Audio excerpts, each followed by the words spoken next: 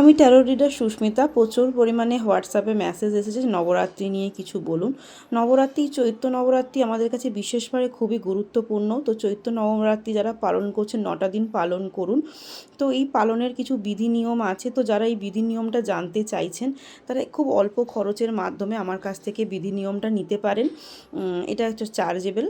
আর যারা একটা, হ্যাঁ, প্রদীপ জ্বালানোর কথা বলা হয়েছিল। তো প্রদীপ, ঘিয়ের প্রদীপ জ্বালাতে পারলে ভালো।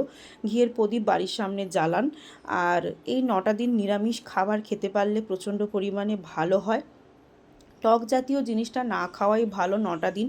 যার যা মনের ইচ্ছে আছে মাকে জানান এবং এই 9টা দিন মায়ের কাছে প্রার্থনা করুন। যাদের হাজব্যান্ড ওয়াইফের মধ্যে সমস্যা, বনিবনা হচ্ছে না, রিলেশনশিপ প্রবলেম, শাশুড়ি বৌমার মধ্যে বনিবনা হচ্ছে না, বা নানান অন্য কোনো রিলেশনশিপেও প্রবলেম ক্রিয়েট হচ্ছে, ডিভোর্সের মতো জায়গায় চলে গেছে, মাকে এ মনের বাসনা ইচ্ছেগুলো জানান।